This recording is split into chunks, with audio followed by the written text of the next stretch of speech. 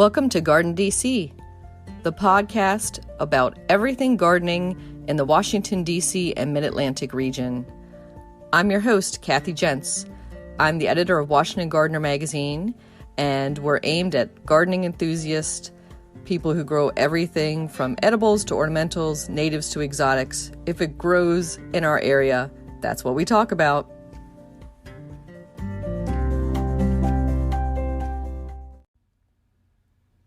This is episode 97 of the GardenDC podcast.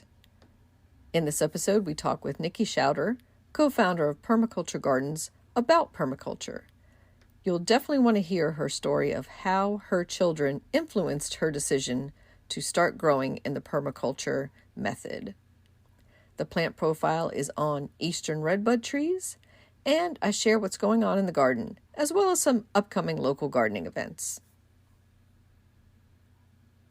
This episode, we're joined by Nicky Schauder. She's the co-founder of Permaculture Gardens. Welcome, Nicky. Oh, so glad to be here. So glad to have you, and such a big topic for us to cover today, permaculture and the principles around it and why somebody might want to grow in that method. But before we dive into that, Nicky, let's get to know you a little bit. So I wanted to start all the way back at the beginning with baby Nicky and ask, were you born with chlorophyll in your veins and a green thumb? Oh, definitely not. In fact, I had a black thumb, and I always tell people that the black thumb is a myth because I remember in the Philippines, my grandmother would foist an orchid on me and say, "This is your orchid. You'll take care of it." And I would never. It would always end up she having to take care of it, and until now, I'm just learning. I'm hoping that I still have a little bit of her gardening gene in me in that orchid world, and that I can one day have my own orchids at home. But far from it, and now here I am helping families grow their own food and grow their own gardens. So it's quite a journey for sure. That's so wonderful that you had a mentor in your grandmother who loved orchids and loved plants. Was she a big influence for you? I think I always have had her in the background of my gardening work. And whenever I find a milestone, I'm always quick to report it to her when I see her online. And she's now 100 years old. And I feel like some of that longevity of hers is attributed to the gardening efforts because she was always everyday active, making sure that her garden was in top shape. It was a tropical garden. Her main crop was mango from her mango tree, which meant hardly any maintenance at all since it was a fruit tree. She would just harvest it and maybe smoke. So in the Philippines, she would burn under her tree, and that's what I remember. But most of her garden, the rest of her garden, was ornamental. So that's my origins. But I've always had an environmental bent in me, like planted in me, that I've always had that. And I would see the garbage. We don't have garbage collection the way we do here in the States, in the Philippines. And when garbage is collected, it's brought to a landfill. And that landfill, the main one, there's several ones, is called Smokey Mountain.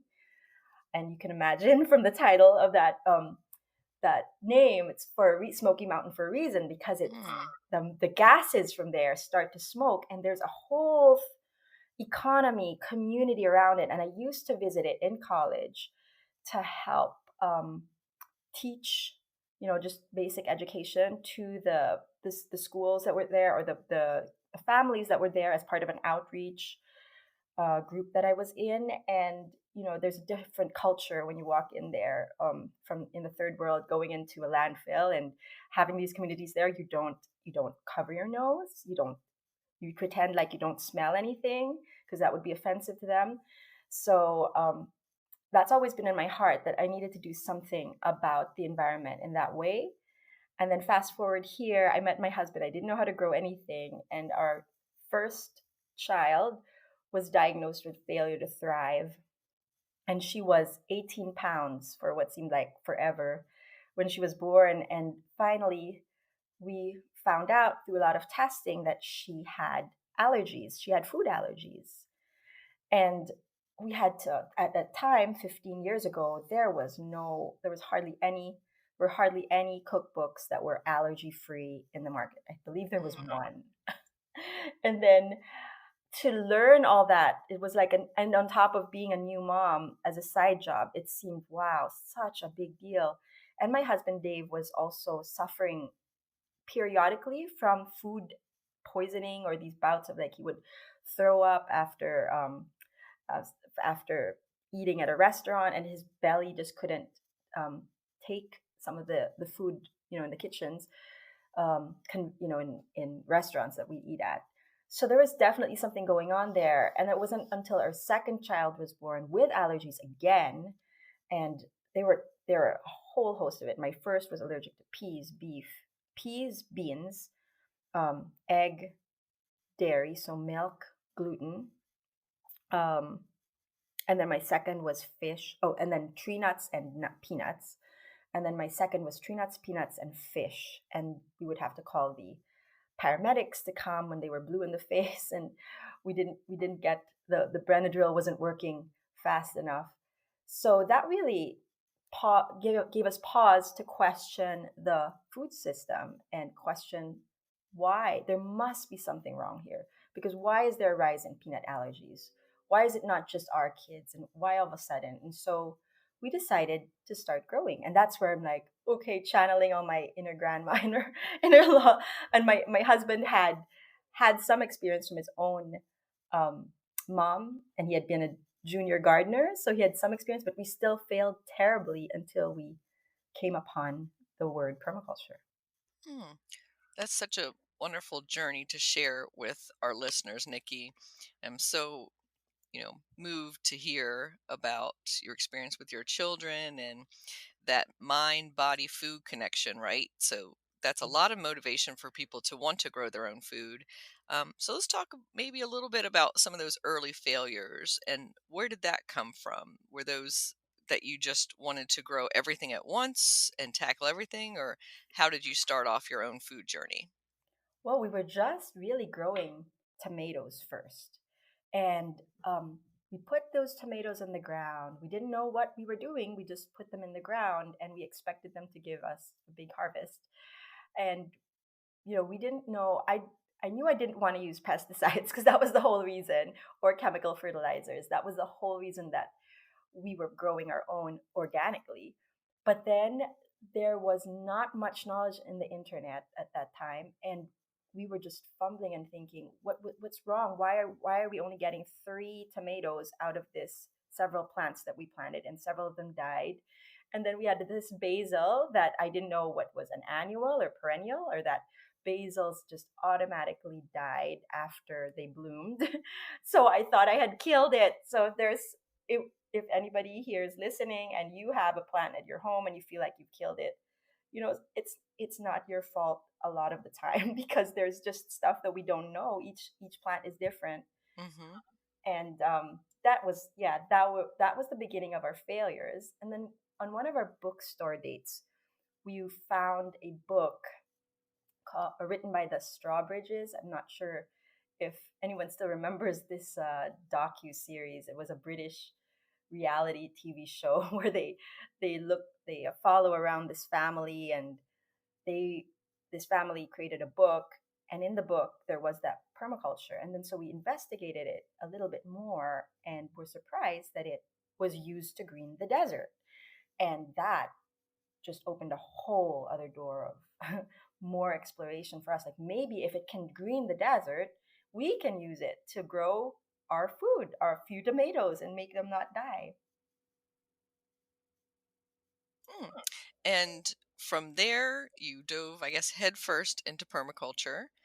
And before we explore that topic a little more, talk about your home garden and where you are located.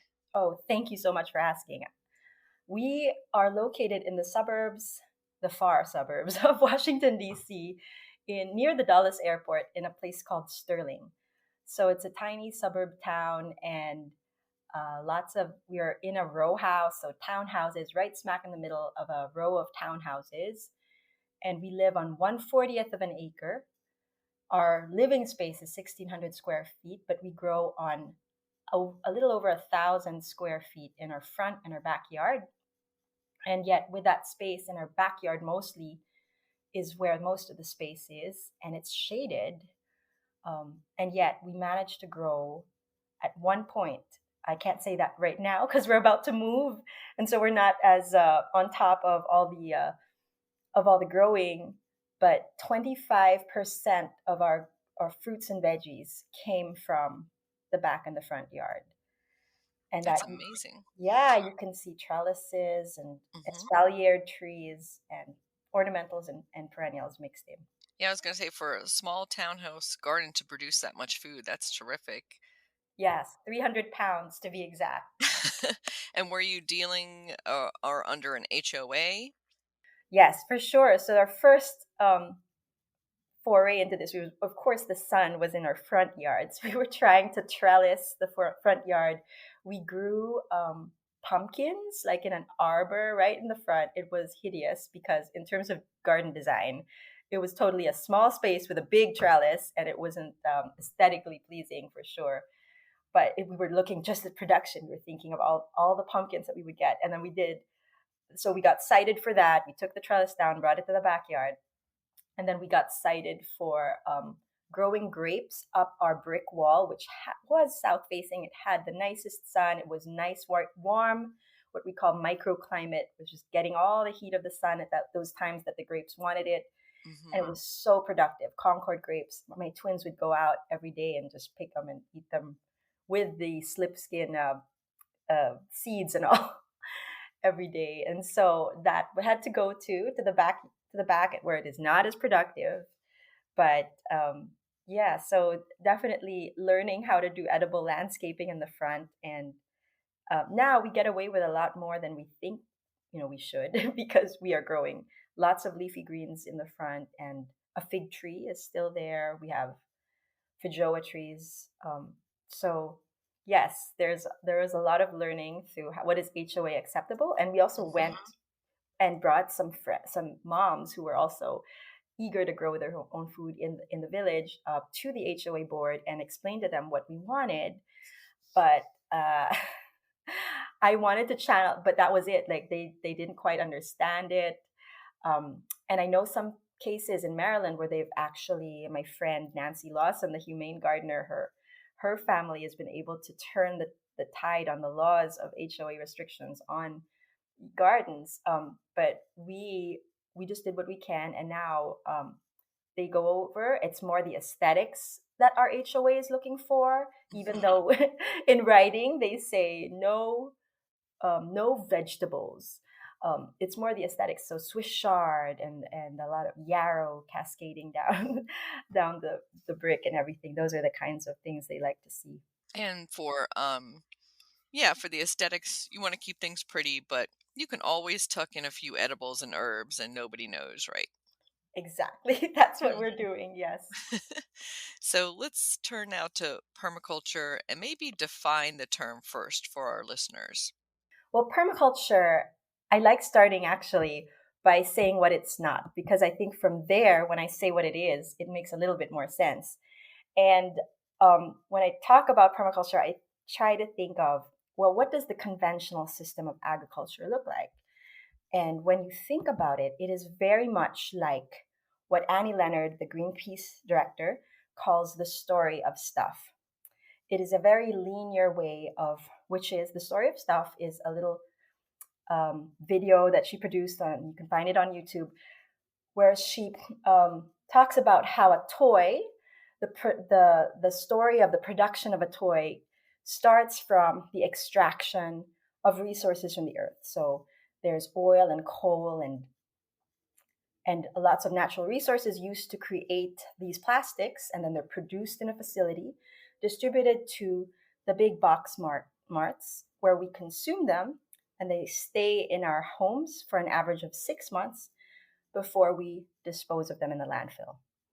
And the story of stuff is very similar to what conventional agriculture is this unilateral, linear way of producing a tomato in a very mechanistic way, extracting from the earth, a lot of its nutrients without regard for feeding back or stewarding the natural resources, producing them in facilities or rows and rows of monoculture, distributing them to the big box, the big stores, our groceries, where we consume them, and then 40% of what we consume we don't consume. We dispose of them in the landfill. And that's not what permaculture is. Permaculture is a cyclical economy. It's a cyclical system, even a spiral one way of looking at the way you create these, what Bill Mollison, the one who coined the term, would call a permanent systems, let's see, for persistent human existence, permanent systems for persistent human existence. So when I took my permaculture design course, our teacher, Wayne Wiseman, asked each one of us to come up with our own definition of permaculture because it varies from person to person. But for me, I feel that the thing that sums it up is that this vision of a cyclical system is important. And then a formal definition for me would be that it's a design system. So design is very important, based on observation. Observation is very important, which ties your home with your garden, with you, with all the animals, ultimately with the whole community, working with nature and not against it. And it's based on, there's another thing that makes permaculture different from, yesterday I had this question on Green America, what's the difference between permaculture and regenerative agriculture, is that permaculture is based on ethics. And these three ethics are earth care, stewarding the earth, caring for the thing that would allow us to do the second ethic, which is people care. So we never exploit people in the process or compel them, enslave them to work for us. And then fair share, that the abundance, because nature is naturally abundant, and this kind of growing and creation, this kind of design of these systems is creates an output that far exceeds the input. From that abundance, we can share it with those who don't have. And I think that's what makes permaculture so beautiful. It's so holistic, integrative, and it hits all the spots in my life that I think are important. So permaculture, the term itself is relatively recent, but maybe some of the principles have been with us all along, but just hasn't Absolutely. been paired together right under one umbrella. Yes, that is totally correct. And if we need a term in order to define what we mean, and that it's just, human language, this is what it's for. But yes, our ancestors have probably been practicing this without needing that term for many years. And now we need the term to show that the way that we design things, we feed into a system, whatever input it is. Let's say we grow our vegetables. When they come out, whatever scraps that we have, we feed them back into the system in the form of compost, or we harvest seeds. For instance, the first year we can bring on a load of topsoil to just get us started, or we purchase the seeds a few years, and then at the end you're trying to aim for, you're able to produce the seeds and be able to grow your own seeds to use next year. Now it's a process. We're all aiming for something that's ideal like this, and it's a journey for sure. I'm not at the point that some of your other permaculture guests like Michael Judd are, and that I feel like that's why I'm a good person to introduce this subject, because perhaps it's a daunting term for somebody who just wants to grow their own food, and it's not. It really is, you use what you have, and that's one of those principles of permaculture. Use what you have and do what you can with what you have right now. And if all you have is a patio, go into your pantry and take some beans and start sprouting something and grow your own microgreens. So yeah, that's where I would start. Yeah, I think that's so important, Nikki, that it's not dogmatic. You don't have to start, fully from scratch, fully from the beginning and do it 100%. You could do it step by step, and that it is a learning process, and that, like you, are such a great example of somebody who's on that journey and then teaching others behind you on that same journey. Yes, thank you. So, if I was to start a permaculture garden and say I lived in a suburban or urban townhouse or row house, what would probably be my first steps for looking at what resources or land I have available for growing? Your first steps for looking at what resources or land you have available for growing. So, did you say suburban townhouse, just like me? Sure. Yep. Okay, so in permaculture, we have this idea of the different zones of use. And a zone of use simply means how frequently you have um, visited a place. So your home could be designated zone 0 because you're always in your home. And then zone 1 would probably be a little bit outside where you would put your kitchen garden. You step out your kitchen, you can grab a few herbs and bring them in. Zone 2 would be a little bit further away. You'd have a little bit more to walk. Maybe that's where you put your vegetable garden. Zone 3 is where you put your berry bushes and more of the annuals, maybe some chickens. Zone 4 would be mushroom logs. So you get the idea.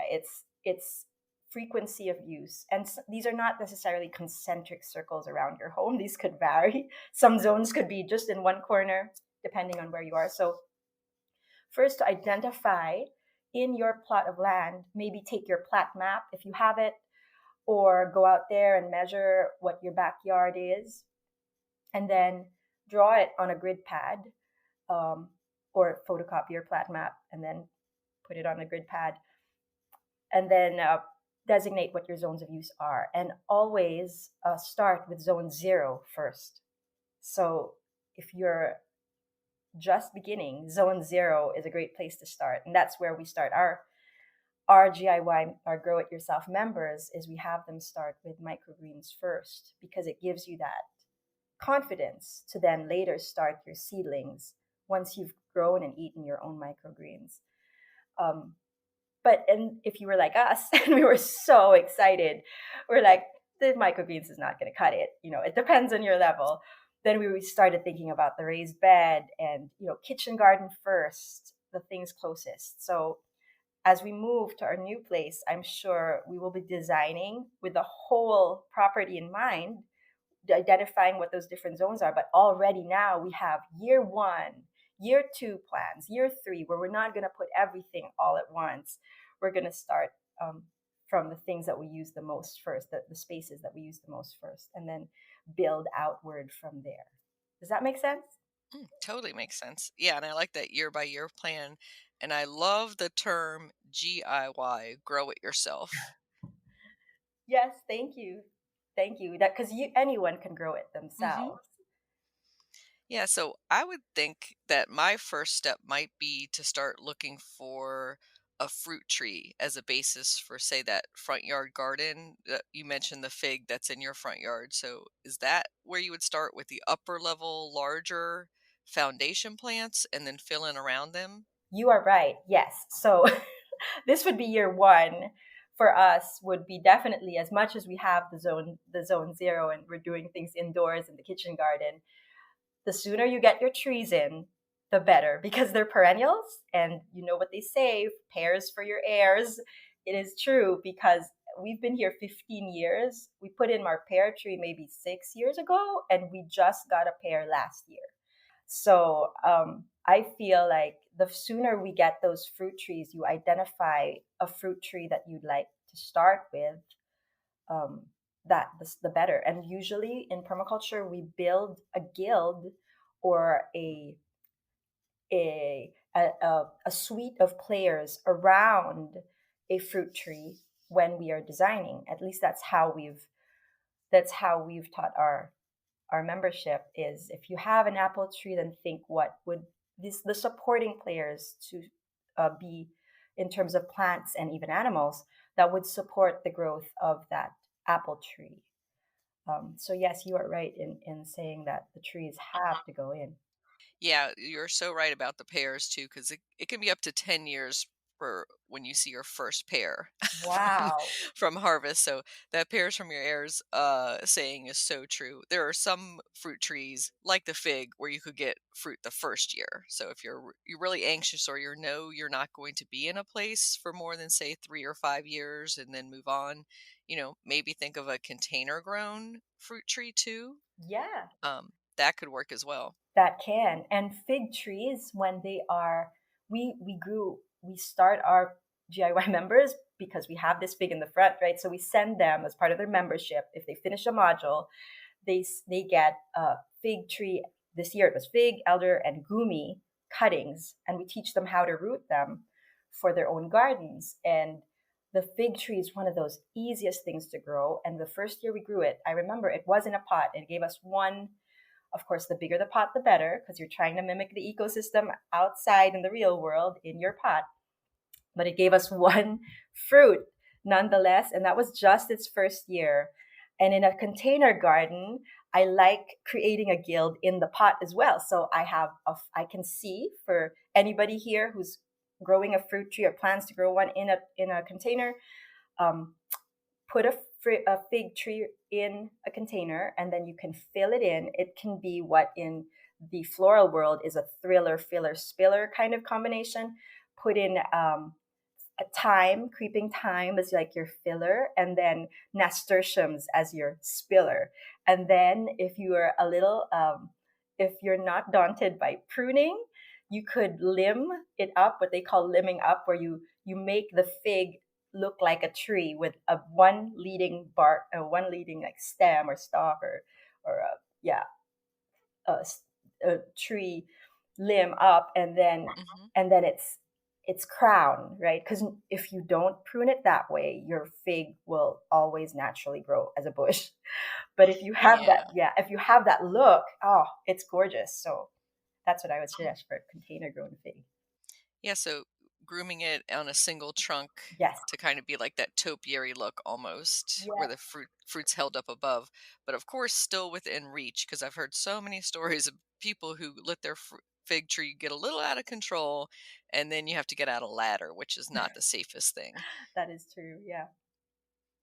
But I love your description of the thriller, chiller, spiller being even applied in a food growing situation, and the beauty that it's bringing to the garden. So it doesn't have to be, just rows and rows and rows of lettuce or something like that, and then fallow during the winter time. So is permaculture also doing it season by season and making sure that there's something always growing?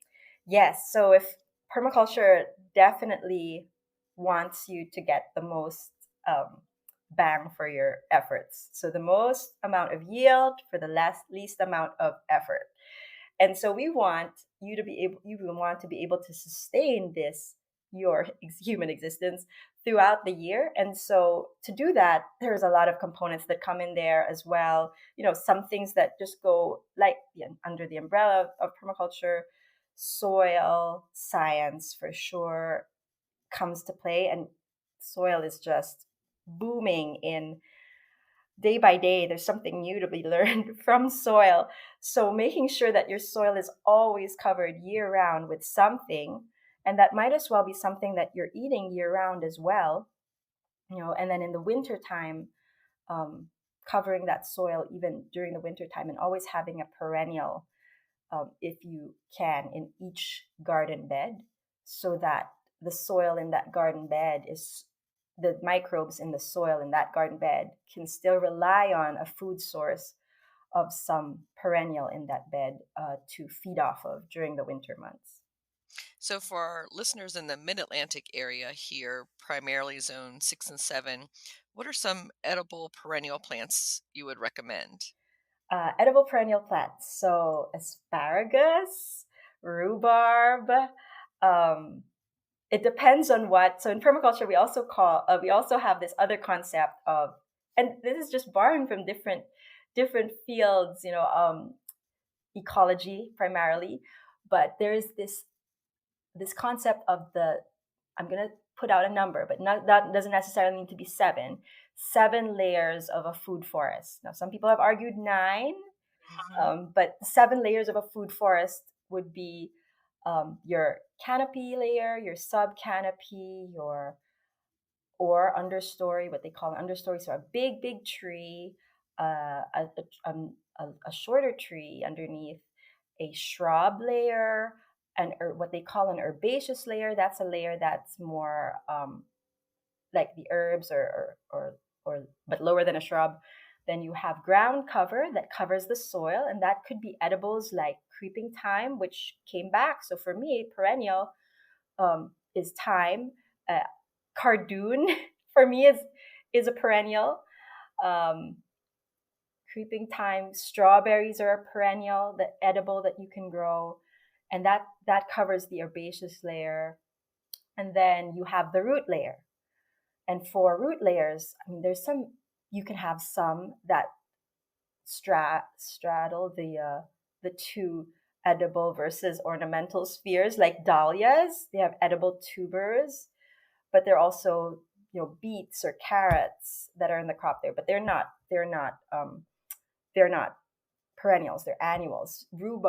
Swiss chard, though, is, even though it's biennial, I think that for me, from what my experience is, it's pretty much perennial because it's year 4 and it's still in my garden. And coming back, I have to prune it a little bit because some of the bigger stalks look a little bit hideous. But it's there. Herbs like sage, lavender, rosemary can come back. Those are the herbaceous layer. And then we have ground cover root crop, vining layer. So then in vining, we have what edible perennial? So I know maypop. I have tried maypop, but it died for me. So there are some. And you mentioned the grapes that you grew earlier. Yes, very good. Yes, the grapes would be perennial vines. Have I covered everything? I think I have. The other two are mycelial layer, which would be the fungal layer. So here's my husband's other tip is if you can grow mushrooms along. This is the other theory that he does it in terms of whenever he grows a mushroom in a bag. Say we grow lion's mane on a regular basis because we like the effect that lion's mane has on brain power and remembering things. So when the bag of mushroom spawn is spent, he will crumble all of that spawn into the soil, and that is like providing one layer fertilization. And sometimes those mushrooms will pop up again, like oyster mushrooms will pop up in my garden bed. But there's some that are meant for growing in straw and garden beds. I'm not sure what they are right now. But that's how we incorporate, I guess, the mycelial layer, aside from inoculating our garden beds or our seedling trays with mycorrhizal fungi, which helps extend the roots of plants. And then the aquatic layer. So in our backyard, I didn't have an aquatic layer to begin with. And neither do you.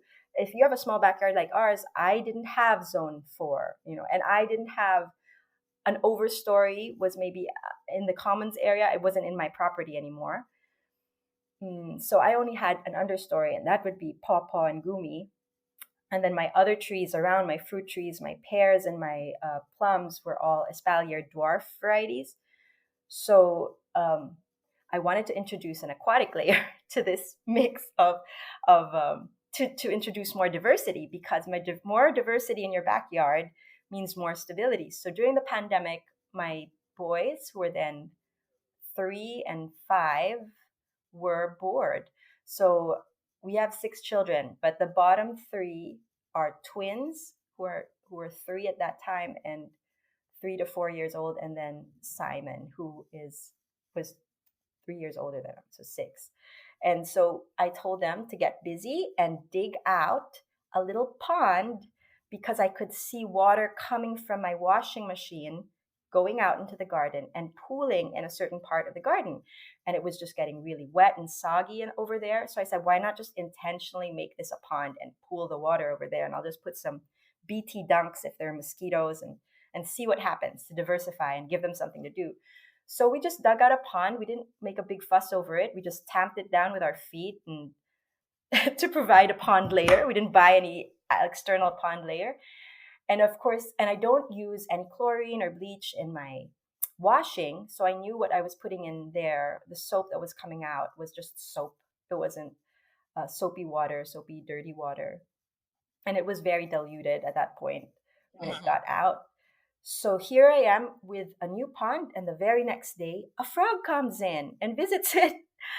So it provides more diversity. If you can get more of that diversity coming into your garden, that's what those layers also create, is filling in those space niches in your backyard and diversifying your plants is what makes that garden productive. Yeah, it's interesting to hear about the layers theory. And I was going to say for a tight urban location or like suburban townhouses like you're in, I think that that overstory is your actual structure, right? That is That right. it's creating Yeah, shade. So it is almost that giant tree layer creating shade that the rest of you are growing under at that point. that is right. That's correct. So let's talk a little bit more about diversity that you were just getting into. And so you're not going to do a whole front yard of, say, fava beans. It's going to Hmm. be layers like you described and things coming and going over the season. So it's not like conventional agriculture where you're planting one crop, then harvest that one crop at once, and then put in a new crop. So it's a little bit different. So it actually sounds to me like a little more work. So Mm. maybe we can talk about how conventional farming is supposed to reduce the amount of work. So it's you're doing all one harvest at once, and that's you're batching your chores basically in conventional Hmm. agriculture. So in permaculture, you're doing just a little bit on each thing every once in a while. Is that how it works? Well, we still batch because one of the other principles of permaculture is um, called stacking functions. One thing has several functions. One element has several Mhm. functions, or one one process. So when we do seedling trays, we do loads and loads of seedlings. I'm looking at my tomato seedlings right now. My husband's tomato and broccoli seedlings right now, and we set them out. So it's still batch work, but it's batch work of in a more regular basis. So what happens maybe in conventional agriculture, if you are a strawberry farm, then you just have, especially, well, strawberries are perennial. So you guess you have one season that you're harvesting it. We have different kinds of strawberries growing. So we have June bearing strawberries, we have ever bearing strawberries.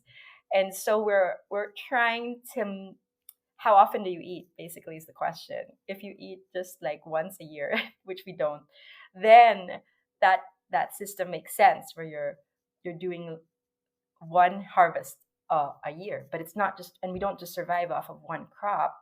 So um, the answer is that we are doing a little bit every day, and honestly, it's not that much. Permaculture author and I would say a dear friend, Amy Stross, who's I would say one of my mentors, because in permaculture, she wrote the book The Suburban Micro-Farm, and she and we appear in there because we got several of our initial ideas for how to do permaculture in a suburb from her. She would say all it takes is 15 minutes a day.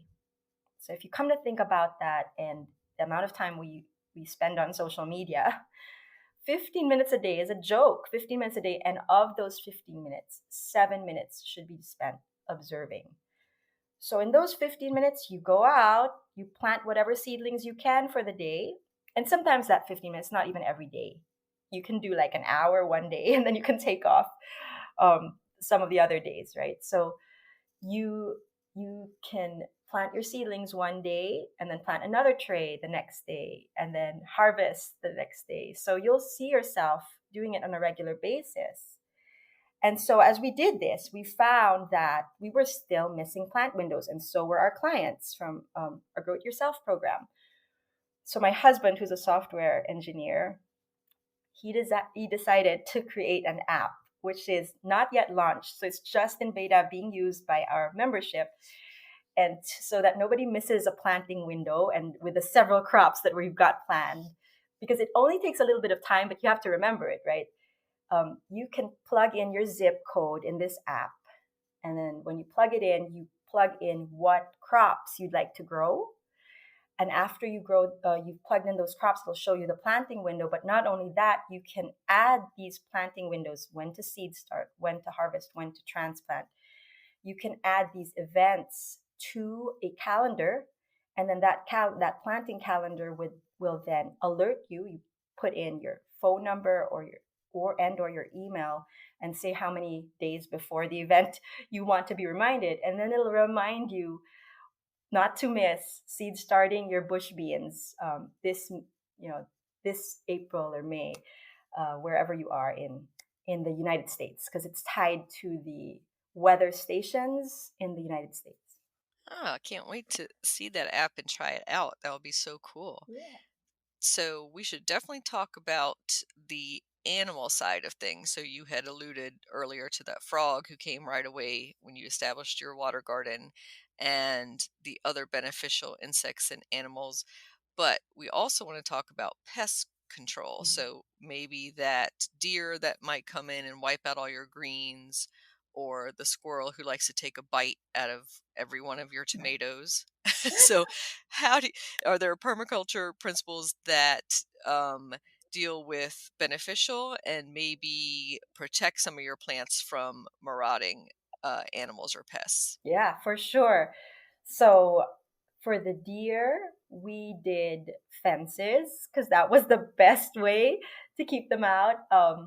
There are principles like the fences are probably one of the most effective ways in our experience. There are other things that you can use, like spraying them when there's a motion detector spray, or using a prickly crop trap crop.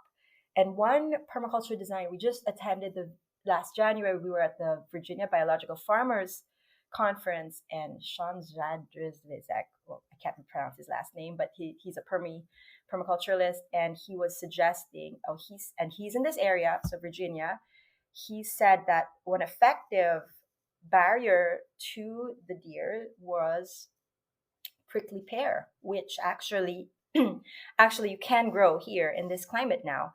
So he has a prickly, and they grew so much of it that they were able to they earned a lot from the actual sale of the prickly pear fruit. And so that's one way that you can deal with it. And then try to think of what pest you have and what predator that pest has. So in permaculture, Geoff Lawton, the permaculturalist, who's my husband Dave's teacher, would say, you don't have a mosquito problem, you have a lack of dragonfly problem. And that just points out that we're all connected, and that population. And when you have a pest problem, it's just an imbalance of populations, because they'll always somewhat be there if you have a diverse planting, but you want to keep that population that you don't like, the undesirable one, in check. Another way to look at pests is to encourage the homes of the natural allies in your garden. So in a school garden, for instance, we grew tomatoes, and then we had a little we knew we had these parasitic wasps, and that normally, if somebody sees a wasp, they were pretty friendly, but normally when we see wasps in a school garden, we think, oh my goodness, I got to call pest control. These wasps are dangerous to the children. But what happened was, it was a great teaching moment, because as the tomatoes grew, we saw the tomato hornworms on them. And then we saw a dead tomato hornworm that was infected with the larva of the braconid wasp, the parasitic wasp that does this naturally. So enlisting these allies by growing umbellifer family members of the umbellifer family, such as carrot, parsley, dill. The dill really attract lots of and parsley love to attract these butterflies that are your allies in the garden, also help to balance out these populations. I love that prickly pear solution. And that could also prevent some theft from your garden too, when people encounter anything sharp or prickly on their way into grabbing some of your tomatoes too. Yes, gooseberries, another prickly thing, or yeah, and Hmm. prickly bushes. Yep. So, in our last few minutes together, I wanted to ask a little bit more about the diversity principle, and if you are growing, enough strawberries to feed your family a handful at a time, right? And then have an abundance. You could freeze it, can it, store some of that excess. But you talked earlier about sharing. So are you in contact with other permaculture growers in the area? And do you do like a food swap, or how do you guys trade what might be abundant for you? Oh, I love that question because we're seeing it more and more. And surprisingly, even here in our tiny backyard, there is a baker down the street who is our neighbor, actually. And we give her and him our lettuces, and they have the best baked goods in Leesburg. It's Dolce Ciabatta. If you guys are ever there, they're by the farmers market. So, and they happen to be our neighbors, and they love fresh vegetables. And then there's trading and the other gardeners around just locally. That's what surprises me. I'm not even in the farm yet that we want to. we're not even the farm yet that we want to live in the future. And in the suburbs, the other gardener that has a plethora of Chinese dates will come in the summer and then trade dates for whatever seeds that she wants. We just got a call from one of the people in our mailing list who's local, and she pastures pork, not commercially, but just for her family, and they had abundance of pork over the winter. And she says, "Can I trade these for some fig trees?" And for us, fig trees are just so easy to root. So we gave her maybe 2 fig trees and a bunch of seeds that, like all the rare seeds that we had, like ashwagandha, all the herbal seeds that she wanted to grow. And she was so floored, and we were so satisfied with her pork. So these are just a few of the examples of that kind of community coming together to just exchange things and barter. That there's another economy, sub economy that's happening just in this bartering of your excess and gifting. Yeah, I'd love to hear about that sharing and the abundance of Mother Earth. You're not in a Mhm. frame set of scarcity where you're hoarding and keeping everything to yourself, but you're sharing, and then that grows kind of like exponentially. And then that person shares with you, right? And then that person shares. So it's nice to shift that mindset. And Oh yeah. I also like to hear about underground economy type of thing as well. Oh no, I love that sharing thing too because Hmm. when we were at the Green Festival, we were giving away seeds, and our seeds are our calling cards. So whenever we meet someone, it's a packet of seeds. It's how we say hi to you. and and I feel like that, the number of times people have said that packet of seeds you gave me, that was the best basil, and all these stories of and putting these school gardens together is another way where we are not paid for them, but the fruit of that is our kids, saying for the first time, um, Mr. Harbert, that's their teacher, you were right. The moon does appear during the daytime. Things like that, or seeing a butterfly for the first time. These are things that are just invaluable and precious. And yeah, once you get the harvest, anybody who harvests then they realize, wow, it's free. Like it's for you can get as much, and all it took was us starting this garden, and you can get as many tomatoes as you want. You can bring home because you're part of the garden club, and so that is that is just a joy to see that on the daily basis, especially more often during the summer and late spring months when the kids are still in school or coming back to school to harvest. So, how can our listeners get in contact with you? Thanks. We are online at growmyownfood.com. Growmyownfood.com. Definitely get on our newsletter because I don't email that often, maybe bi monthly, or if I'm organized, I do it every week. But each email is definitely very thoughtfully put together with resources I feel like you can use right away, and those that would inspire you to grow your own food, medicine, and find God in the garden. We also have a host every month. We have webinars, and at one point, I was doing them every week. Free educational webinar every month. We have the monthly garden planning webinar or planning session where you guys come and we can plan your gardens together. We have a PDF and an analog version of the planting calendar that we give away for free on that monthly garden planning session. Be sure to join us there. And if you are so inclined, we do have our business is really, and the heart of it is really serving our clients in the Grow It Yourself membership. So that's growmyownfood.com/GIY. But we hope to continue the conversation about gardening and permaculture gardening there in those spaces. Well, thank you so much, Nicky, for sharing all of this great information and giving us a little primer on permaculture.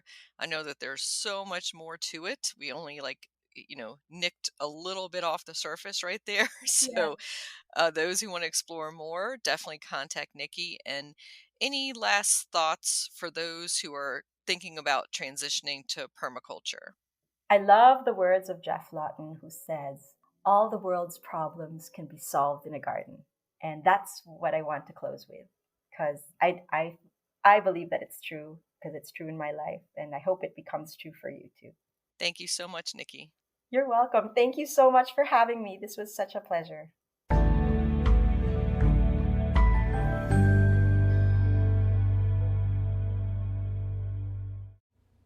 Plant profile: Eastern Redbud Tree. Native, deer-resistant, shade-tolerant, and the perfect size for even the smallest garden, redbud trees, Cercis canadensis, are in bloom right now all over the mid-Atlantic region. The flowers cover the tree's bare branches and, on older specimens, even along its trunk. Not only are the tiny flowers pretty, but did you know they are edible? They taste like peas because the tree is, in fact, a member of the large legume and pea plant family. Sprinkle a few on your salad or on the edge of a dessert plate for added color. When they leaf out, this tree is just as pretty. The heart-shaped foliage also is spectacular in autumn, turning a bright, clear yellow. The seed pods are an attractive display also. They rustle lightly in the wind and look like brown fringe hanging off the branches. These trees do fine in our heavy clay soils and in light shade. They appreciate some protection from the hot afternoon summer sun. In my own garden, the only problem I have ever had with this tree is that the leafcutter bee likes to come and snip out very precise little circles from the foliage. It's not a big issue and is actually quite decorative. Note that the popular redbud Don Agoff, introduced by the U.S. National Arboretum, is a Chinese redbud. It is popular due to its floriferous habit and it stays small and shrub-like. The newer introductions of Eastern redbud cultivars include trees with burgundy, chartreuse, or variegated leaves. They are also bred for shorter stature and a more umbrella-like tree canopy. These include forest pansy, covey, Appalachia, and hearts of gold. Redbud tree. You can grow that.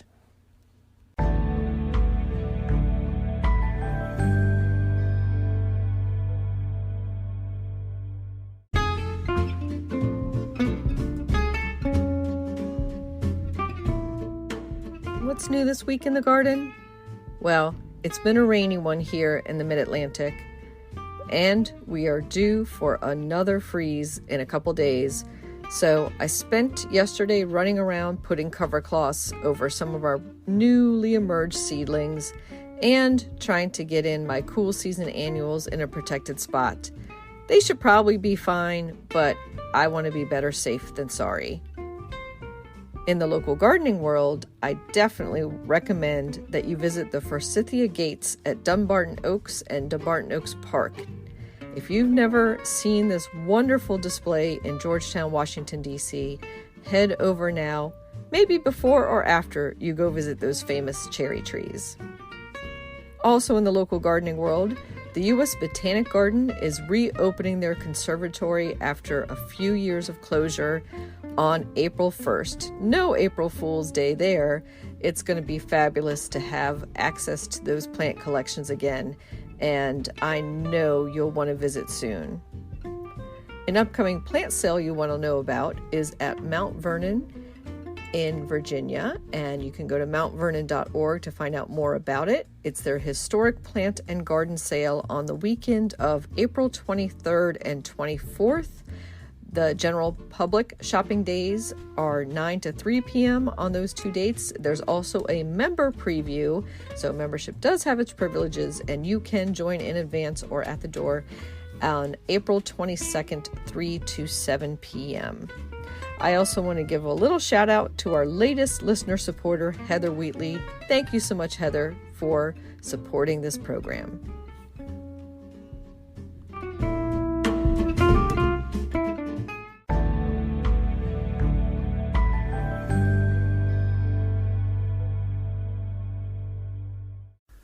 In the new book, The Urban Garden by Kathy Jensen and Teri Speight, you'll find dozens of inspiring and creative ways to grow flowers, shrubs, vegetables, herbs, and other plants in small spaces and with a limited budget.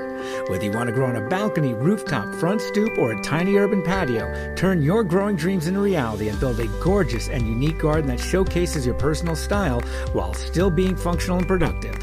With the ingenious ideas and resourceful tactics found here, you'll be maximizing yields and beauty from every square inch of your space, while also making a lush outdoor living area you'll crave spending time in.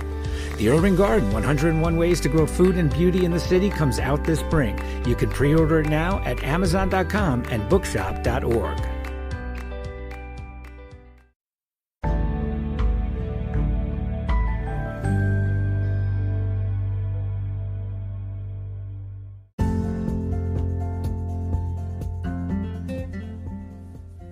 Thank you for listening to GardenDC. You can become a listener supporter for as little as 99 cents a month by going to anchor.fm/GardenDC/support. Another way to support this podcast is to subscribe to our monthly digital publication, Washington Gardener Magazine. To do so, go to WashingtonGardener.com. Thank you.